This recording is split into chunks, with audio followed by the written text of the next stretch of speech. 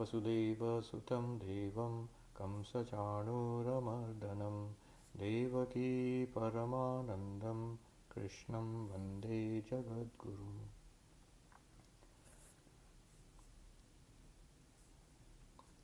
So, we are studying the 4th chapter in the Bhagavad Gita.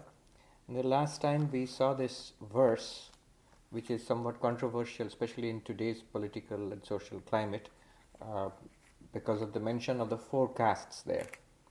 Chaturvanyam maya srishtam gunakarma vibhagasha tasya kartaram api mang vidhi akartaram avyayam. So as far as caste is concerned, let me just, last time we discussed it, I'll just summarize what is Vedanta's perspective on caste. So the verse means that the 4 castes were created by me according to differences in guna, which is aptitude or the nature of the person, and karma, occupation of the person. And although I am the creator of this social order, tasya kartaram api, mam, me, Krishna, know me to be not the doer, akartaram. Having done all this, I'm still not the doer, and I'm avyayam, unchanged, unaffected by karma. That is actually the point he wants to make here, because the whole issue is with Arjuna's question whether he should do this karma before him, the action which he is facing, whether he should perform it or not. That's the whole issue. But just because this topic has come up, so we discussed the issue of caste last time. And the summary of the discussion is this. One can think of caste in 3 ways. One is by nature, a person's nature. The second one is by a person's occupation, what people do in life. And the third one is by birth, which family they are born into. So in Sanskrit, guna means qualities or nature. Karma means here occupation. And then jati here means birth, by birth. Notice, Krishna here mentions in the verse guna and karma, nature of the person and the occupation of the person. Does not mention jati at all. Krishna never mentions that you belong to the caste you are born into. He does not include that at all. So the Vedantic understanding of caste does not include jati, which means the family you are born into. And that makes all the difference. The whole point here is spiritual development, not which caste one is born into. So by quality, by guna, by the nature of the person, what is meant here is the balance of the 3 gunas, sattva, rajas and tamas. So there are some people who are by nature introverted, intellectual, artistic by temperament, maybe creative, easily interested in higher philosophical things, spiritual matters and so on. They have a preponderance of sattva guna. They are mostly sattvic people, generally introverted, generally serene, sensitive, intelligent, creative. So a life of the mind appeals to them. And they have, of course, everybody's constitution is composed of the 3 gunas, sattva, rajas and tamas. But for these people, the preponderance is of sattva. So such people are called guna brahmana, Brahmins by quality, by their inner constitution. And this is the most important thing. The inner constitution is Brahmanical. A person could be born in any family. Could be born in India or outside the fold of Hinduism, wherever. A person is of this constitution, then the person is by constitution a Brahmin. Though a person may be born in a Shudra family or a completely non-Hindu family outside, maybe not even religious, but by constitution this person is a Brahmin. Then there can be a person whose inner constitution is dynamic, a person of action, a doer, not so much a thinker. So rajas predominates, but there is sattva and tamas. But rajas predominates, the quality of action and dynamism. So a person might be ambitious and out to, do things, achieve things in the world, get things done. You call it a mover and a shaker in this country. So such a person is by quality a kshatriya. Leadership comes easily to such a person. could be a military person, could be in the police, or could be in the corporate sector, wherever. A kind of leadership, a doer, an achiever. Basically rajasic in nature, but with sattva.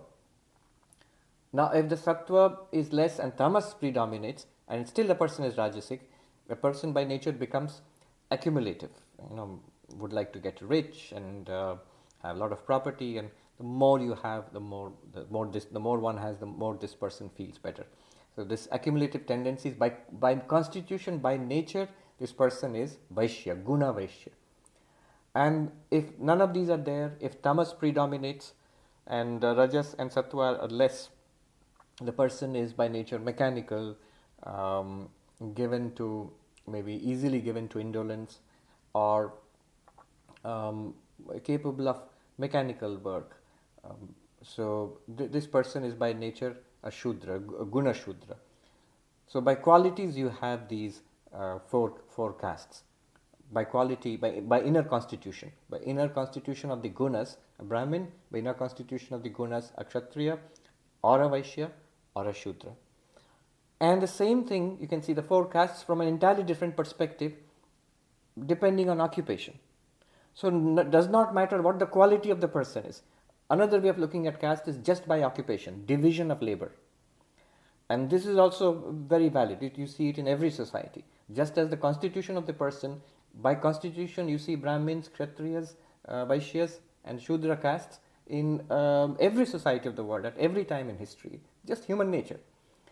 By occupation also you see them in every society in every time of human history. There are those who by occupation are teachers, are philosophers, are sages, professors, scientists, writers, so the intellectual class, and that is by occupation Brahmin. Could be born into any kind of family.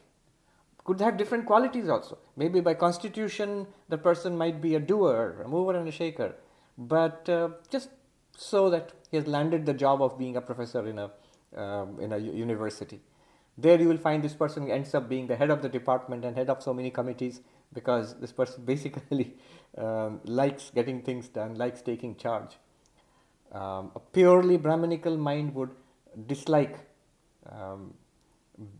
administrative duties in the university, but this kind of person would be happy to be take charge of the university or something. Then a person could be by occupation a Vaishya, a trader, in business, no matter what the inner constitution is. By nature the person might be very sensitive thinker. I've met such people. I knew this person, a very rich person in India, head of one of the biggest industrialist families. And he confided to me once that all I ever wanted to do was to study mathematics. He was a student of a very famous professor, S.N. Bose, in Calcutta. And just because of he was a son of a very rich and powerful industrial family.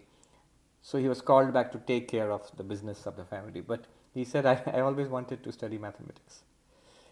And then, so somebody by occupation could be an assembly line worker, or a janitor or something like that, a very unskilled kind of job. Although by quality may be different, quite something else entirely. So by occupation there are these four classes. And then what is predominant, you see in Hinduism and in India, actually by birth, and that is called jati. In fact, in Indian languages, in Sanskrit and Hindi and all Indian languages, jati basically means caste. So why does jati mean? Jati actually, precisely if you see the etymology and what it means in Sanskrit, it just means birth. Jati means birth. But birth and caste have become so closely entwined in our understanding in India. So that's what caste basically means in India. Notice Krishna has completely excluded this meaning of the caste. By birth you're Brahmin or Kshatriya or any of the numerous subcastes, Krishna does not mention that at all. It's of no interest to him. He says that social order of caste by inner constitution and by external occupation that is found in all societies, and that's what Krishna is referring to. I have created this social order. This is found in all societies, basically human nature and basically arrangement of society. Depending on your own nature, depending on the arrangement of society, there are inner constitutions, aptitudes, and there are actually occupations in the world outside. So this is the understanding of caste. But in India, the whole problem is with caste by birth. And this also is let us be honest, this is also part of Hinduism. Because if not in Vedanta, if not in the Upanishads and the Bhagavad Gita, later on Smriti texts, they also freeze this system into place. They talk about caste by birth. And that has led to a lot of trouble, exploitation over the ages, and then the present political scenario where caste is almost equivalent to racism. Like how racism in the United States is looked is a term of abuse and a term in something to be fought against and corrected and overcome. So caste has become like that in India. So this is the point I wanted to make. Interesting about caste as aptitude and occupation. So notice, in our modern society, this is one of the beauties of our modern social order, especially in the advanced countries of the world, where there is freedom. One of the characteristics of freedom is, according to your choice, according to your aptitude, you can do what you want in life. That's the whole idea of the modern economy and the modern education system. You study, you develop yourself, educate yourself, and then you have the freedom to do what you want in life. So, your aptitude, you pick your occupation, what you do in life. So, you are no longer trapped into an occupation which is not according to your aptitude. You can move and change occupation. Peter Drucker, the great management guru, he points out in his book, Management Challenges for the 21st Century, that for the first time, we have enormous choice. Imagine, up to the 19th century or so, the vast majority of humanity, they were stuck into the family they were born into. They were stuck into the occupation their forefathers followed. Most people in the world, unless you were a soldier, adventurer, or a pirate or something who moved from place to place, mostly people, he says, they were born in the same place, grew up in the same place, lived in the same place, and died in the same place. Most people in the world, throughout human civilization. Only few people migrated here and there. All that has changed now. He says in the 20th century, and he says more and more in 21st century, you will see you are born in some place, you grow up in another place, you work in a third place, and you maybe retire and live in another place. You often marry outside your community. You eat the food and put on the dress of various cultures in the world. You change jobs, occupations, more than once in your lifetime. That's common now. It was not so common. I understand. I remember in India, our parents and grandparents, they mostly had one occupation. They would enter into a job and stay with that job. Even now it's there, but increasingly rare. People jump from job to job a lot. So what it means basically, Peter Drucker was pointing out, the importance of choice and of making wise decisions about your life. Earlier decisions were mostly made for us. Where you will live, what you will eat, whom you will marry, what job you will do. All these things were more or less fixed. You had no option really. But this modern society, it gives free play to these two ideas of caste. That is, your inner constitution, and according to that you choose and move around your not only your job, your place of stay, your education, everything. You have got a lot of choice now. All right. Just one more point about reform. So, throughout the history of Hinduism, this caste has often been a problem, and you will see great Hindu religious leaders have always tried to reform it, to make it not oppressive, to remove its negative features. Gandhiji, for example, he struggled so hard against some of the worst excesses of the caste system, which is like untouchability and so on. So now, of course, the modern society is a great leveler. According to law, everybody is equal before society. That difference in Notice, law does not say that you cannot follow your inner inclination. Law does not say that you cannot have an occupation of your choice. Law just says that this difference, trying to pin down caste on the basis of birth, no decision should be made on that. It's legally unacceptable to discriminate on the basis of caste by birth. You see, it just says discriminate on the basis of caste, but what it means is caste by birth. And Krishna would fully agree. Krishna would totally agree with this. What else should I say? All right. Before I go on, has anybody a question in this regard? So somebody raised a hand. Krishnamurti, yes. Namaste. I have this question. Sri Krishna just said in this verse, know me to be the eternal non-doer. Yes. However, in chapter 3, in verse 24, he also says that these worlds would perish if I did not perform any action. Yes. Is there a way to reconcile? Absolutely, absolutely. This is the great secret of karma. Krishna is going to talk about it. 18th verse. If you want to jump ahead and take a sneak peek, they call it sneak peek. You can take a look at the 18th verse, but we will not get to it today. That's one of the most important verses of not only of 4th chapter but also Bhagavad Gita. The solution is here to this question. How is it that he is not the doer of any action and yet he is continuously doing? So continuous activity, intense activity is fully compatible with the total non-doership of non-dualism, of Advaita Vedanta. He's going to say that, and that is the great secret of action which he's going to impart here. So yes, we'll look forward to that. Thank you. Maharaj, I have a question about the title of the chapter. I have 3 or 4 Gitas, and all of them have different. For example, I have one with Shankara Bhashya. It says calls this Jnana Yoga. Yeah. I think Madhusudan Saraswati's Gita calls it Brahmarpana Yoga. Mm-hmm. And then I have another one which calls it Jnana Karma Sannyasa Yoga. Yes, I have the Jnana Karma Sannyasa. Yeah. So, is this a matter of choice? People change the title? Yes, that is true. Or is it that is true. These things were added later on. So this salutation that in Bhagavad Gita, which is considered to be an Upanishad, where Krishna teaches Arjuna, and this chapter is called Jnana Karma Sannyasa Yoga. In my book it's there. These were added later on. So I mentioned 18th verse as being one of the most important verses of 4th chapter and of the whole Bhagavad Gita.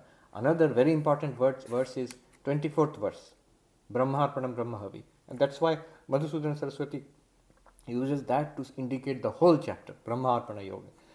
So yeah, that's right. Now let us go ahead. Verse number 14. Namam karmani limpanti name karma phale spriha iti mam yo bhijānāti karmabhir na badhyate. Actions do not touch me, nor have I any desire for their fruit. He who knows me thus is not bound by actions. Here Krishna is saying to Arjuna that I perform actions. He's already said that in earlier chapters. And yet I am completely untouched by action and by the results of action. See, when we perform action, we are bothered first by the action itself, karma. It creates tension, it creates uneasiness, it creates exhaustion, worry, anxiety, all of it, the work itself, stress and strain, whatever work we do. So we are affected by the work, karma, and we are affected by the results of the work. These works will have consequences.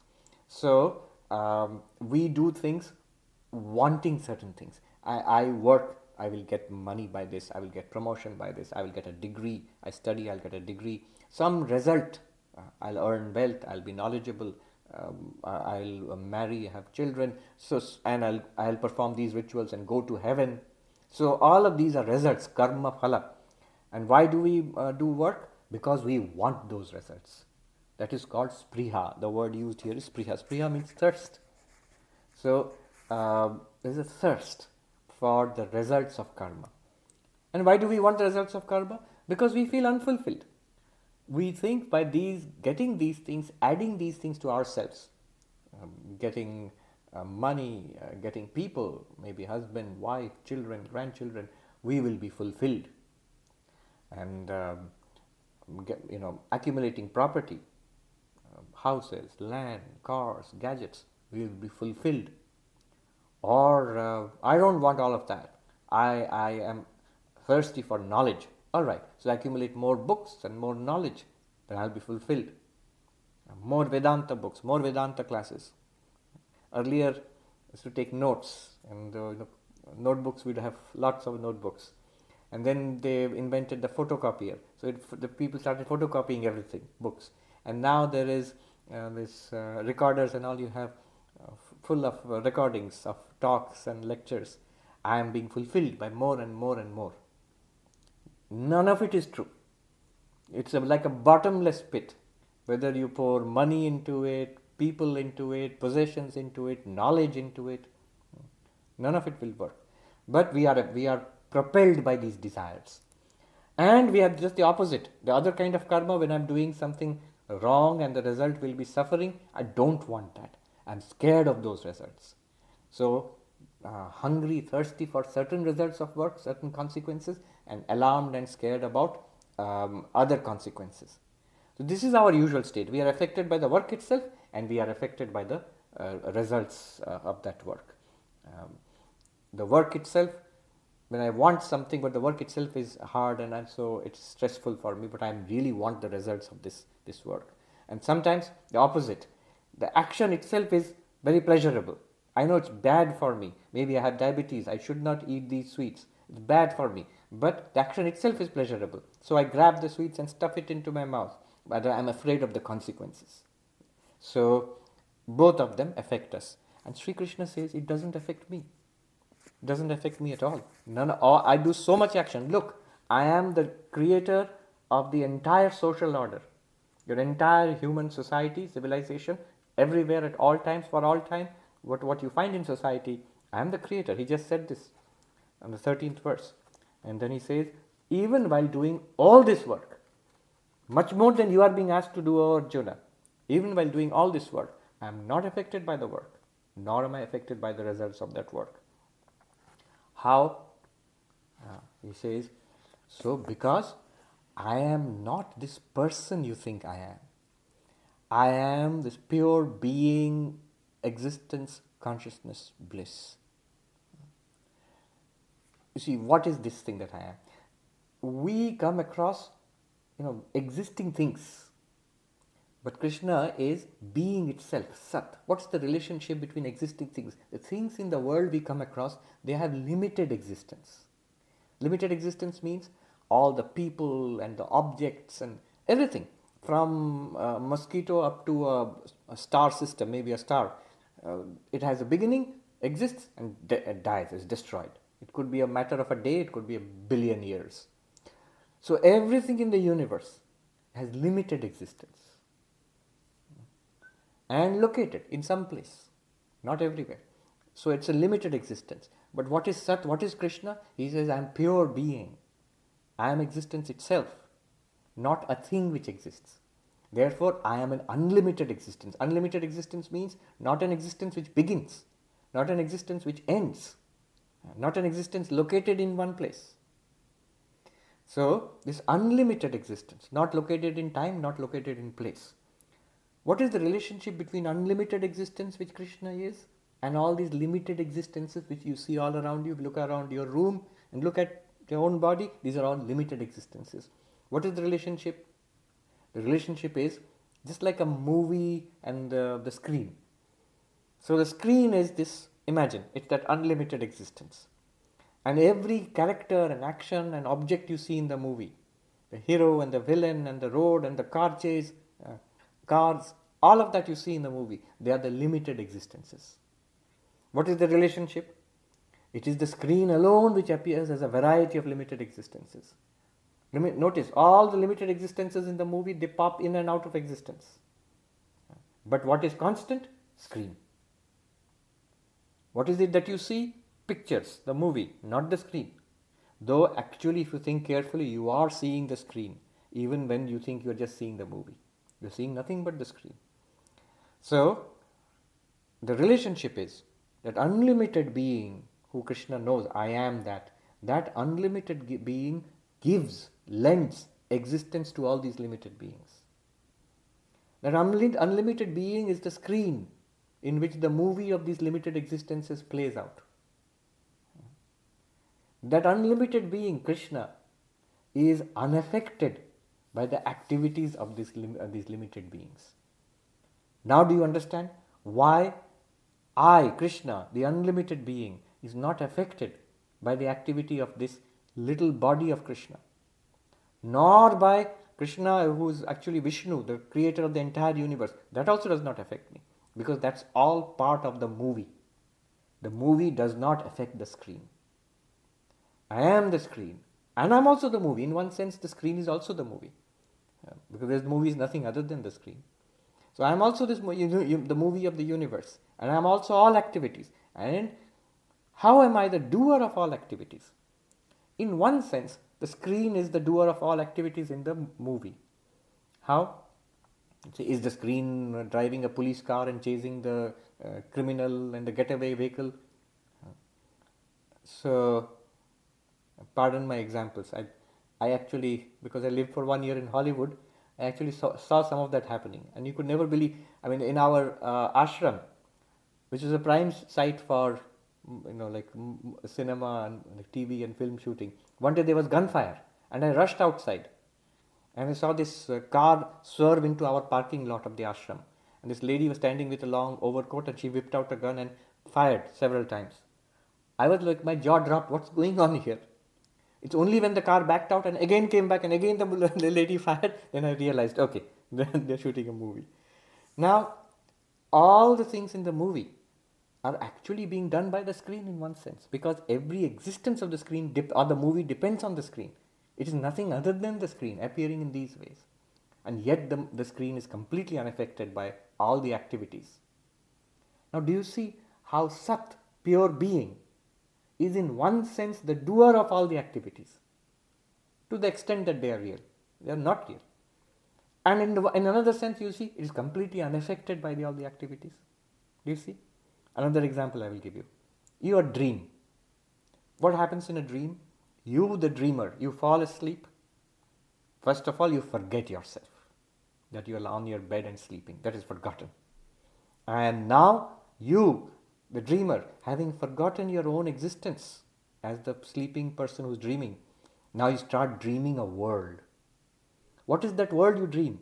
People and earth and sky and places. It's a movie you're playing on the screen of the dreaming mind.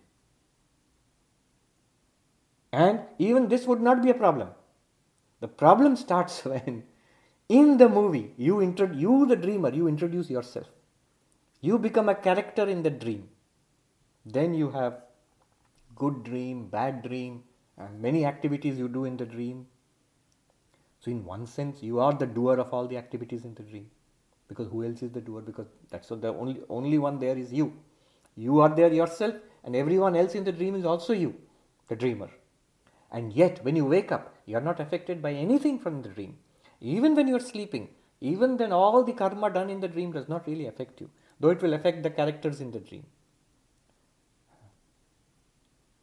So this is why Krishna is saying, I am Sat, and all existing things are appearances in me. Therefore, I am not affected, though I am the doer of everything. Another way, look at it as Chit, as consciousness. Chit is pure consciousness, unlimited consciousness. What are we aware of? Limited conscious events. We call them thoughts, perceptions. Thoughts include memories, ideas, desires, understanding, ego. All of these are thoughts. Perception is seeing, hearing, smelling, tasting, touching, all kinds of sensations. All of these are what we call conscious events. But they are so limited. They flicker in and out of existence like fireflies in the darkness. So I was a couple of months ago, I was walking in the evening in the Central Park. Suddenly, entire lawn, I mean, there was a huge, vast green fields, mass of twinkling lights, fireflies in the dark. And it's apparently seasonal because now you can't see them. Our conscious experiences are like fireflies in the mind. Little flashes of thoughts, feelings, emotions, perceptions coming in and going, fleeting all the time. But each perception, each thought is different from the other one. In the background is awareness. And Krishna says, I am that unlimited awareness, Chit.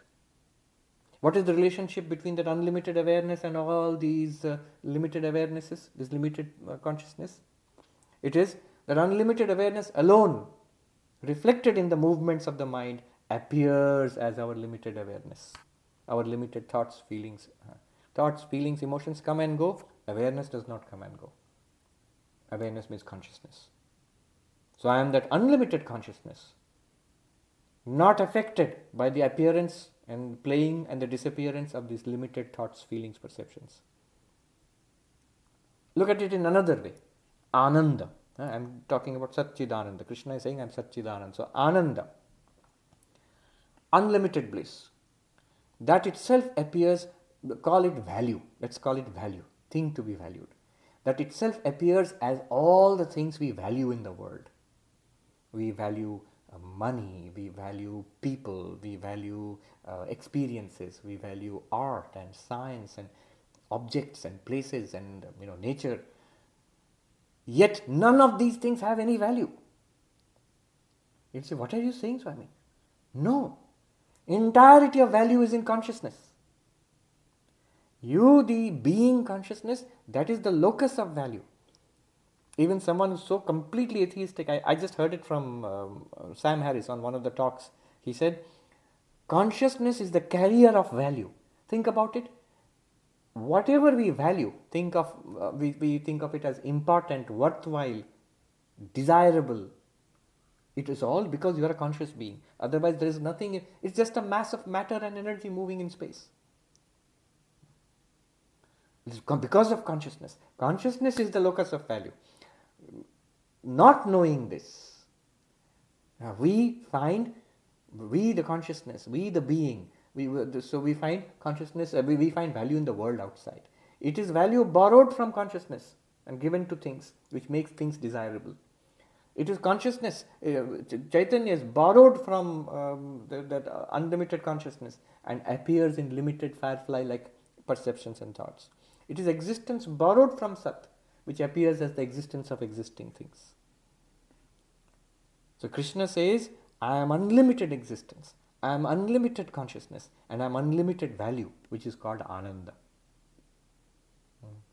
Therefore, because I am unlimited value, I don't want anything in the world. Therefore, I can work without any desire. Ups and downs in the world cannot affect me at all.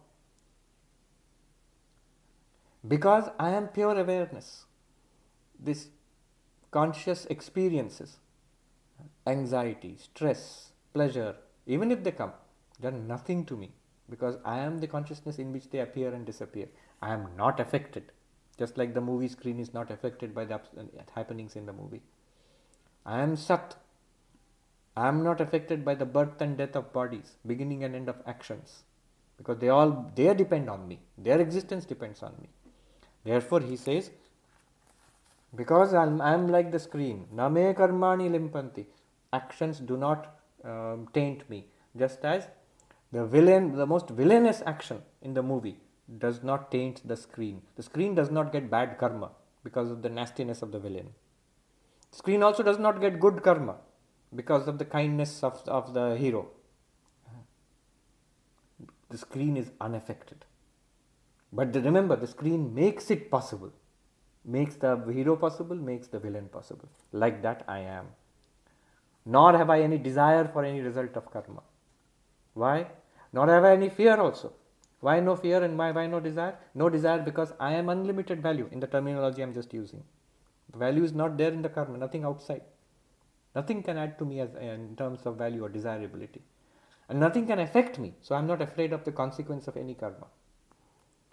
Then he says, iti mam yo bhijānāti. One, so this is crucial, one who knows me in this way, karmabhir nasa badhyate. That person will not be affected by karma. That person will not be affected by karma. Here is the crucial thing. The beauty of Advaita Vedanta. Having said all this, I am this unlimited being. I am this unlimited consciousness. I am this unlimited value, ananda. Now you see why I am not affected by karma, though I am doing all karma. So, the problem here is not Krishna. Problem is with Arjuna. Arjuna's problem was, should I do this karma or just become a sannyasi and go away? I don't want to fight this karma. I want to fight this battle. Krishna says, if you understand this, what I have just said to you, you will not be touched by karma also, just like me. How? Because you are the same thing. What I am, you are also. Tattvamasi. You are unlimited being. You are unlimited awareness. You are unlimited value. You, not the body. Because you as consciousness. You are consciousness. You are nothing other than consciousness. And consciousness is nothing other than you. This is a very important equation. If you are consciousness, then you are not body, not mind. There are appearances and disappearances in consciousness. And not only that, if you are consciousness, consciousness is also you. There is no other consciousness except you the consciousness. No, this is Krishna. No, that Krishna is not other than you. There are these villains, Duryodhana and others. They are my brothers, Yudhishthira and Bhima and others. They are none other than you. Whatever is that one consciousness. If there is anything other than that, that must also be that one consciousness.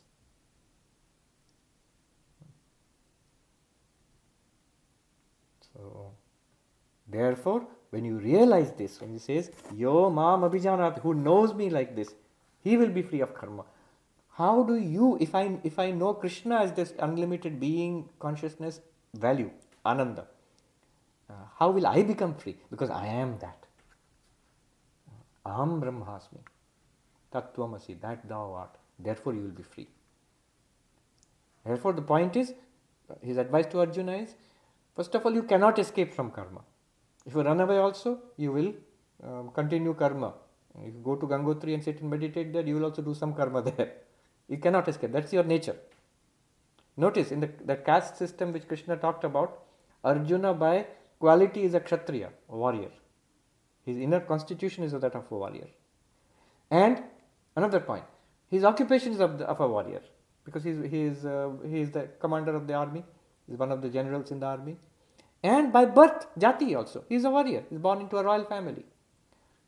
So his very constitution will make him work, will make him active.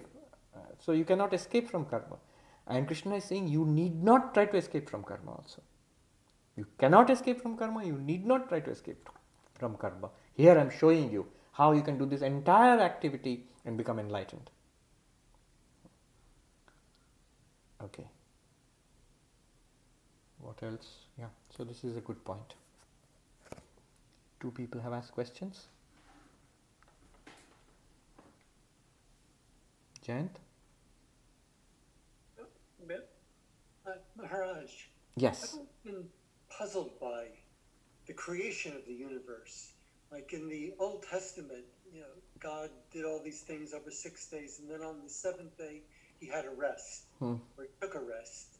So it sounds like, creating the universe was not effort-free. You talked about 2 aspects of work, both the fruit and the work itself. Now, in the Vedantic view, is God doing these things effortlessly, creating this dream or movie? When a movie is made, it actually takes a great amount of work to make a movie. Yes. But God seems to do this movie effortlessly. Yes, absolutely. So in the Vedantic scheme of things, God created the Vedas, which from a Vedantic perspective is a much bigger job than creating the universe. So, and it says Nishvasitam, just like breathing in and out. So God breathed out the Vedas, as effortless as breathing out. So God created this universe. In the Mundaka Upanishad it is said, how does God create the universe? Brahman. So God here would mean this pure being, consciousness, bliss, or unlimited existence, unlimited consciousness, and unlimited, I'm using the word value, unlimited bliss. With the power of Maya is the creator of this universe. So there's a famous verse in the Mundaka Upanishad. Yatornanabhi shriyate grinhate cha yatha prithibhyam aushadhaya sambhavanti yatha purushat sata keshalomani tatha ksharat sambhavati ha vishwam.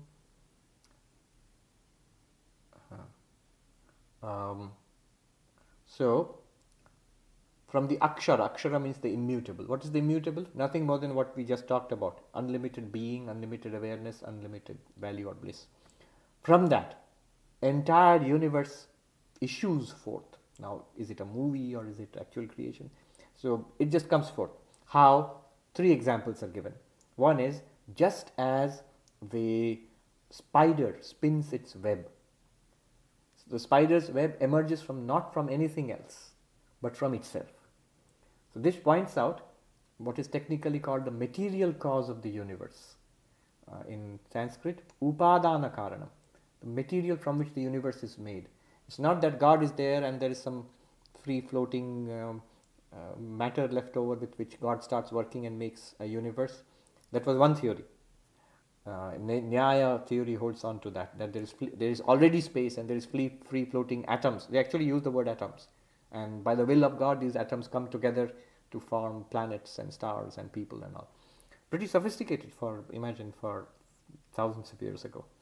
But no, Vedanta does not say that. Upanishads say that it's a projection from itself.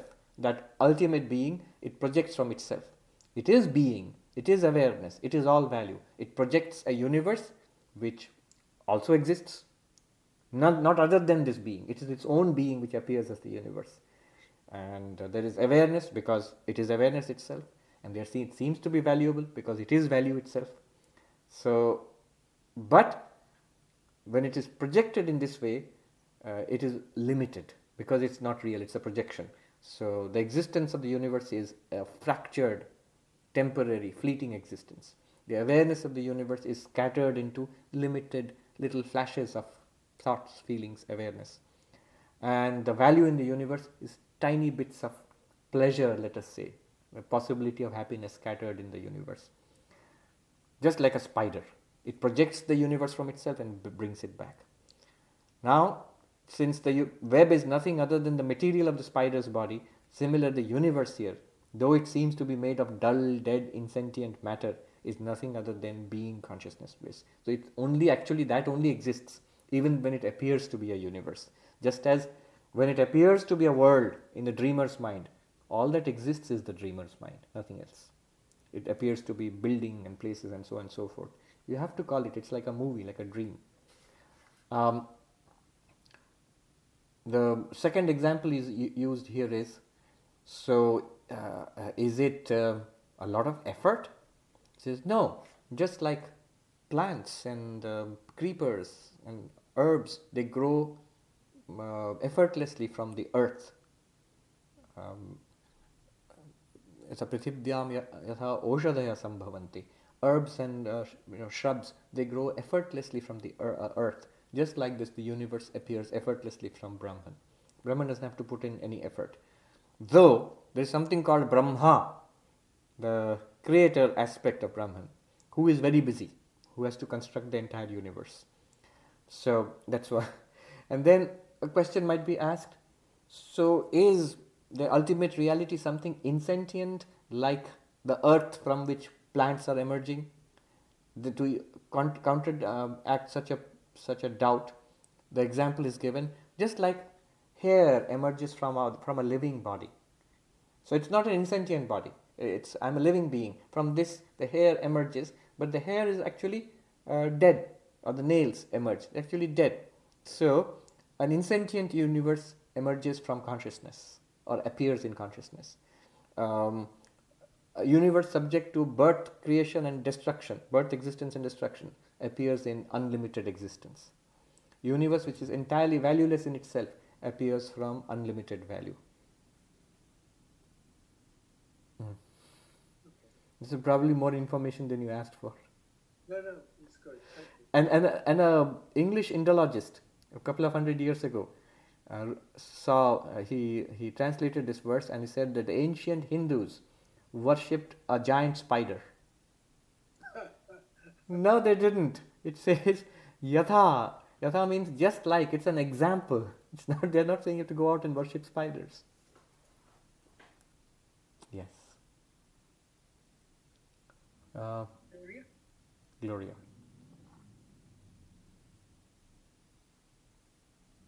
You are still muted. Can you unmute yourself? Hi. Yeah, hello. Okay. This is probably going to be a bit garbled because I'm not quite sure what I'm really asking, but as biological beings, we're all made up of single cells, like billions and billions of single cells. So at the most basic level, a single cell is compelled by desire and aversion. Like that's the basic mechanism. And so, because we are composed of all these single cells which have that as their basic drive, can we really overcome that? I mean, it seems like an enormous force to overcome, or is it like we don't need to overcome it, but there's a way of detaching our identity with it? Yes. What you're saying reminds me of this time I read Richard Dawkins' The Selfish Gene. So I was really impressed by that book. I loved it. I mean, it was very interesting. And I was touched by the appeal he makes at the end of it. He says, I'm not saying that we have to be selfish. I'm not recommending selfishness. I'm saying just the opposite, in fact. We have to be, especially children, have to be taught unselfishness. We have to be taught values, because our body system, our biological system has these drives which are basically animalistic drives.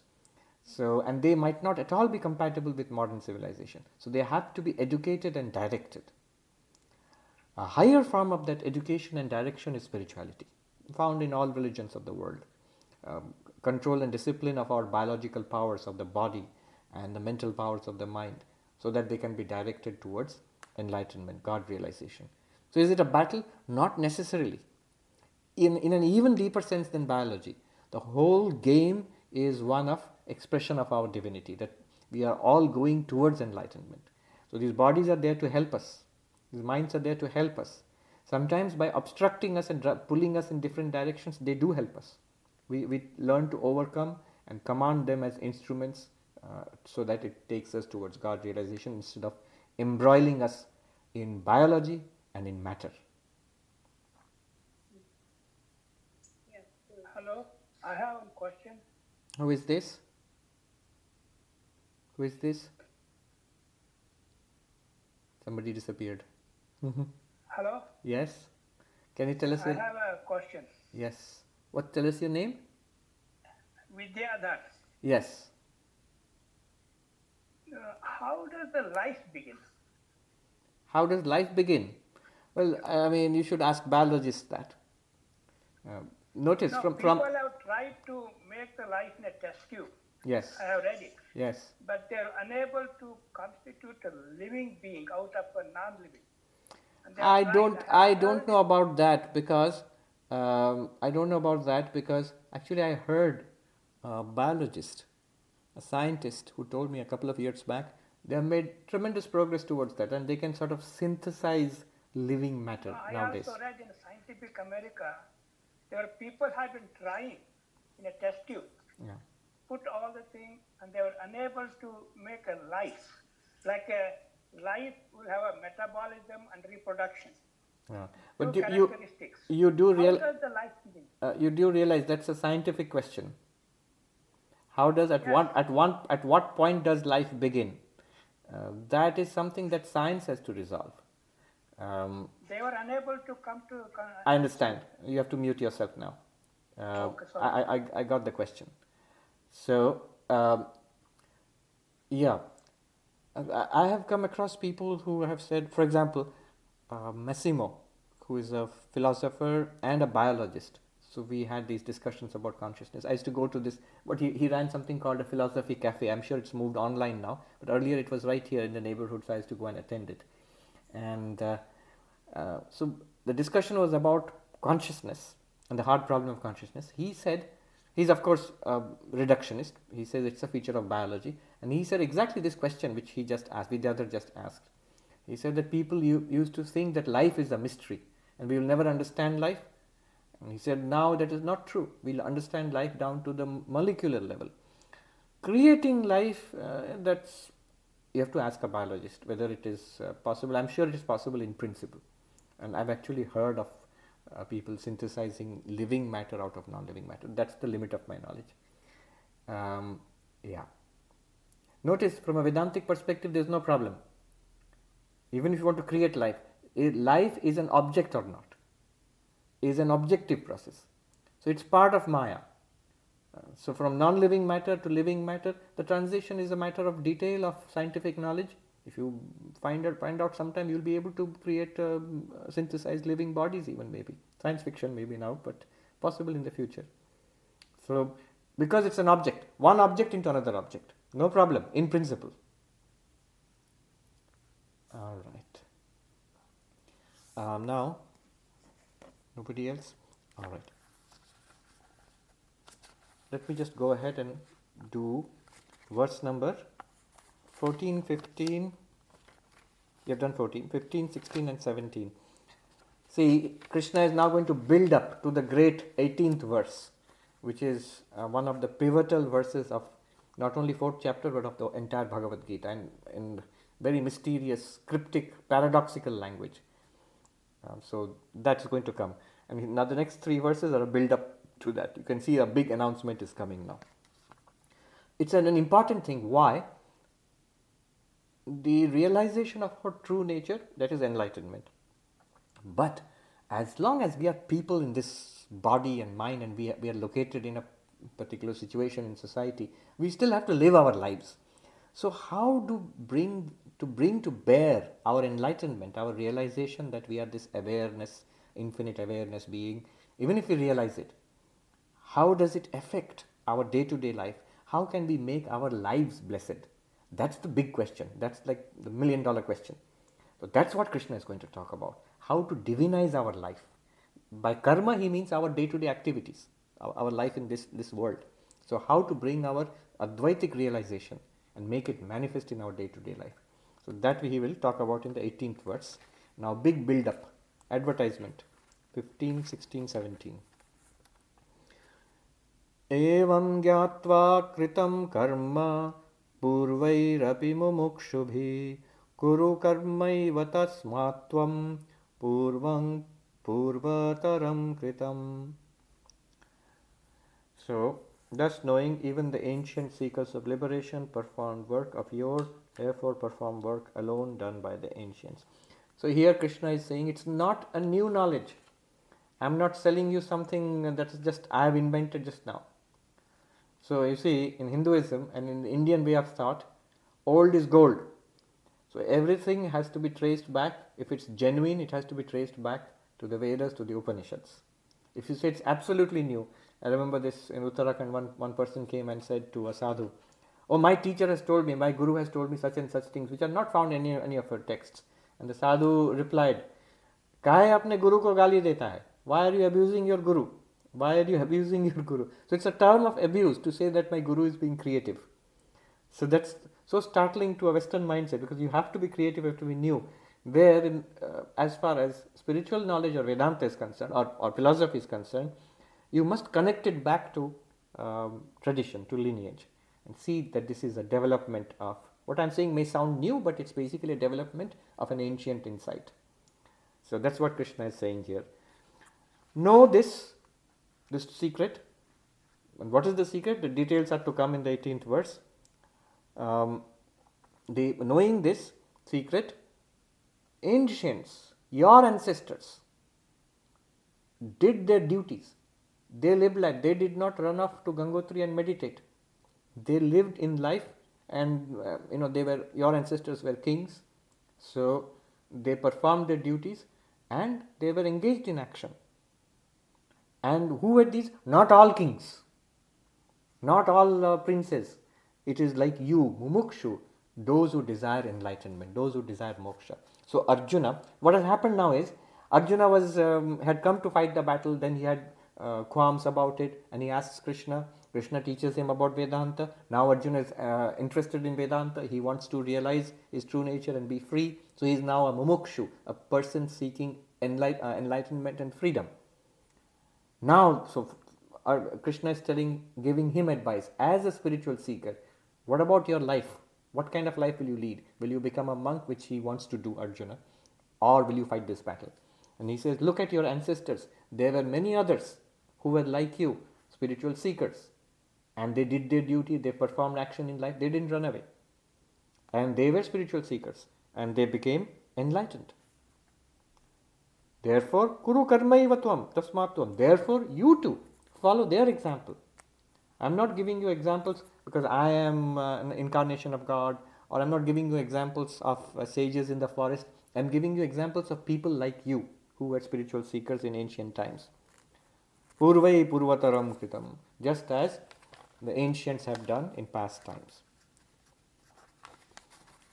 Then Krishna says, 16th verse, Kim karma kim karmeti kavayopyatra mohita tatte karma pravakshyami jñātvā mokṣhase ashubhat. So kim karma kim akarmeti kavayo api atra mohita tatte karma pravakshyami jñātvā mokṣhase ashubhat. Even the wise are deluded as to what is action and what is inaction.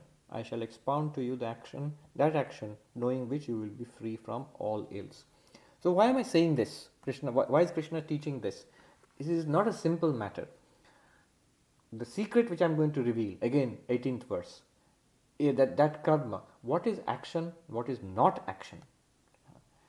Even wise people, kavi literally means poet. But in the ancient times, kavi meant, they called krāntadrashta. That means those who are far seers, who would see into human destiny, who were very wise people, sages, rishis. And in fact, in Upanishad, Brahman itself is called kavi, the ultimate reality. So poets take heart. You have a glorious lineage of the greatest sages, and ultimate reality is also called a poet. The ultimate reality is also called a poet. In fact, in the I'll explain this, but let me just, before I forget, I was just reminded of a monk I saw in Gangotri who had lived there for 40-50 years in a little hut. So he was the sevak, the one who served a very great enlightened person who lived maybe 50 years ago, 50-60 years ago. And this monk, whom I met in his old age, he was not very scholarly. So he asked his guru. His guru used to teach Vedanta, Upanishads, Gita, Shankara's commentary, and all the other disciples who are all monks. They are very scholarly. So this young man at that time, 50-60 years ago, he asked his guru, what am I to do? I do the work of the ashram, the little hermitage there. I do it seriously. I clean the place, I get things ready, I warm the food. So the monks used to beg for food and bring the begged food. And this monk I met, he would warm it up and wait for the class to be over so that everybody could eat. He didn't understand much of the class because his Sanskrit was non-existent. He was not well versed in logic and all of this. So he asked his guru, what do I do then? And he said, worship God with open eyes. His guru told him 50 years ago, half a century ago. And when this old man told me, his eyes were shining with joy and tears when he related to me what his guru had said. I think quoting Kabir. Khule nayan dekho sahab ko. With open eyes see your Lord. Sahab means the Lord. With open eyes see the Lord. And then he says, my guru spread his arms like this and showed that very place where we were sitting there. The panorama, it's a magnificent panorama. You can see towering, the real giants, soaring up 20,000 feet, 25,000 feet, with glaciers running down from the top. It was summer, so the whole place was still, there was no snow there. But the tops were, of course, always in snow. And Deodar forests all around, and far below the Ganga, a narrow stream rushing past. And his guru said, Pashya devasya kavyam, yunajīryate namamara.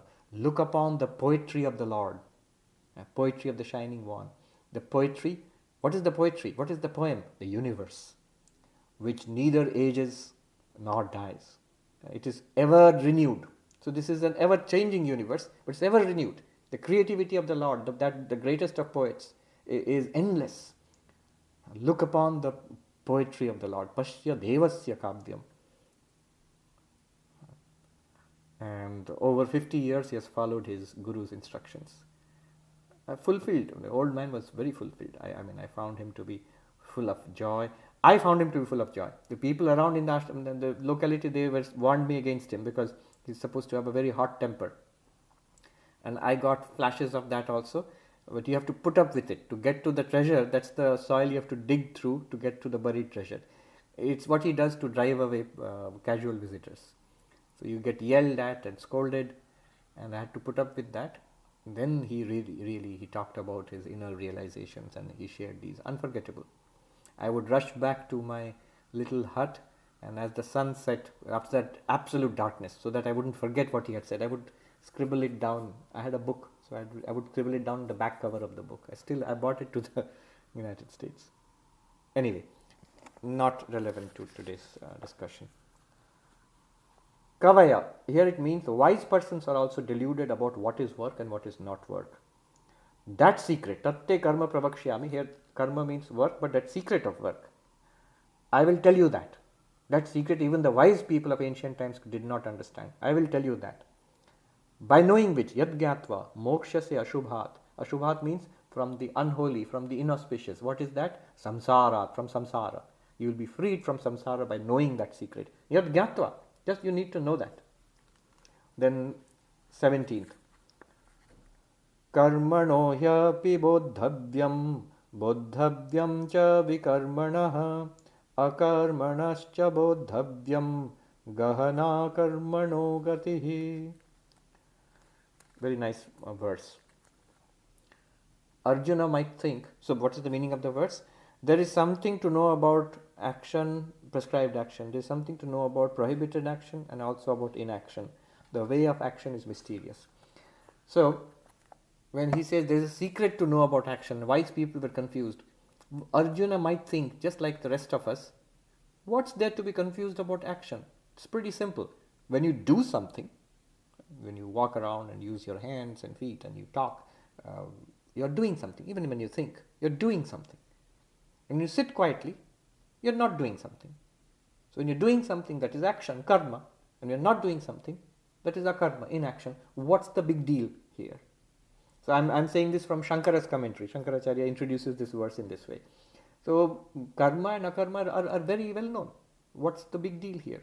And Krishna says, no, not at all. You would be surprised. What is action?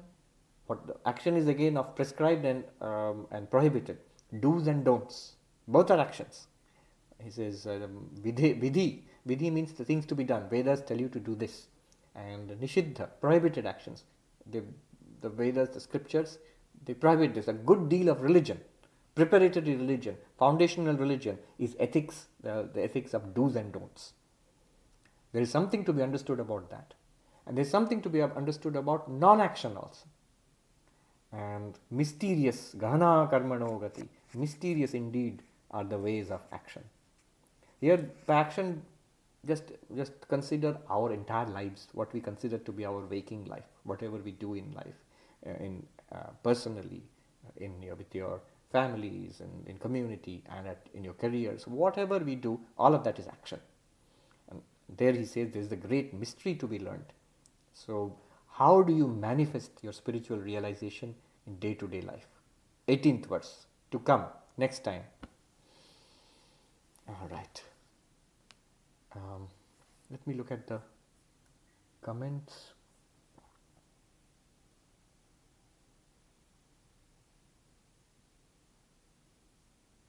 Krishna is an actor, he is Saguna Brahman, he is always Saguna Brahman. A non-doer is Nirguna Brahman, he is always Nirguna Brahman. So, even when action is going on, has no reference to that, he is being itself. But when you consider the world and all individuals, then that same being itself is the God of this world, the Lord of all individuals, Saguna Brahman.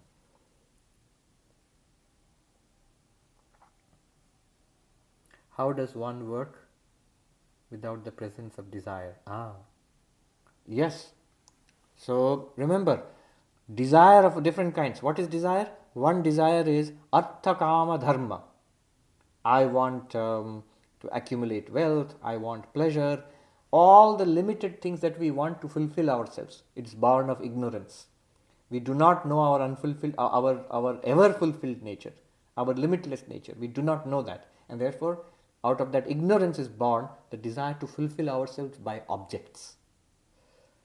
Objects does not mean gadgets. It means everything in this universe. We do not know that. It is just like that story of the prince and the princess of Kashi trying to fulfill a desire for something that does not exist apart from him.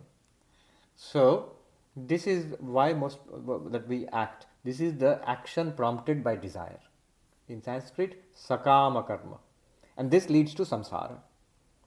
Some of it may be, as Krishna will say that, some of it may be good action, some of it may be bad action. Good action means permitted, moral action. There is nothing immoral about chasing pleasure. There is nothing immoral about earning money. There is nothing immoral about wanting achievement and greatness in this world, name and fame in this world. There is nothing immoral at all about wanting to go to heaven after death.